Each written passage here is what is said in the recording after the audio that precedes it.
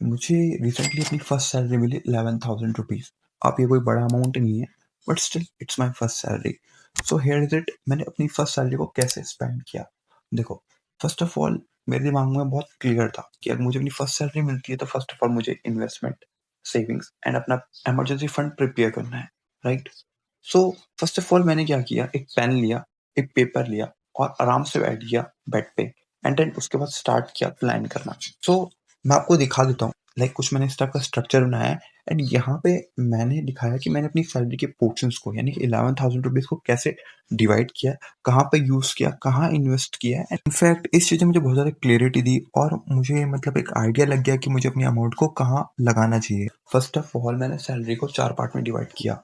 उसमें इन्वेस्टिंग आपका गोल्ड आपका आता है, then second one is your family, then उसके बाद में आता है हेल्थ। हेल्थ के ऊपर मैं क्या स्पेंड कर रहा हूँ। मैं लास्ट में था basic need like my recharges, subscriptions, food वगैरह वगैरह, ठीक है। सो फर्स्ट ऑफ ऑल अगर सेविंग और इन्वेस्टिंग की बात की जाए तो मैंने अपनी आरडी में, सब लोग रिकरिंग डिपॉजिट के नाम से जानते हैं, ऑलमोस्ट 3,000 रुपीज स्पेंड किए। देन उसके बाद मैं गया स्टॉक मार्केट की तरफ, 2,100 रुपीज मैंने स्टॉक मार्केट में डाले। देन उसके बाद आता गोल्ड, 1,000 रुपीज एटलीस्ट मैंने डिजिटल गोल्ड उसका बाय कर लिया।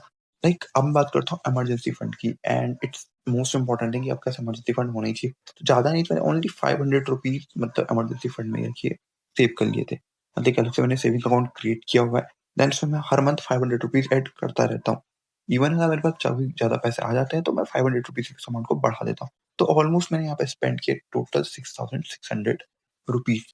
तो नेक्स्ट इज फैमिली की। मैंने फैमिली को कितना दिया, देखो यार मेरा ब्रदर है तो उसको तो पैसा देना बनता है, तो एटलीस्ट मैंने उसको 1,000 रुपीज दिए एंड माई मदर को मैंने 500 रुपीज दिए। देन आफ्टर दैट मैंने हेल्थ और मतलब अपने हेल्थ पे क्या एक्सपेंस किया। अब हेल्थ बहुत ज़्यादा इंपॉर्टेंट होती है, तो मैं काफ़ी टाइम से सोच रहा था कि इनको डंबल लेने हैं। तो फाइनली अब मैंने जाके वो डंबल ले लिए जिनकी वॉट थी total 1,600 rupees and it's pretty decent amount. तो अगर मैं बात करूँ टोटल कितना पैसा आपको मिला दूँ, यानी कि मेरी सेविंग को, इन्वेस्टिंग को, फैमिली को मैंने जितना दिया या फिर हेल्थ पे मैंने कितना एक्सपेंस किया है।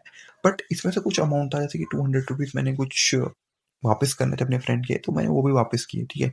इनफैक्ट मैंने अपना मतलब से कि लाइक 300 रुपीज़ का जो मंथली रिचार्ज होता है वो मैंने पहले ही कर लिया। तो ऑलमोस्ट यहाँ पे मेरे 500 रुपीज़ जा चुके हैं। तो अगर मैं इनको टोटली कैलकुलेट कर लूँ यानी कि 6,600 rupees, 1,500 rupees, 1,600 rupees and 500 rupees को मैं कैलकुलेट कर लूँ तो ये टोटल आते हैं 10,200 रुपीज़।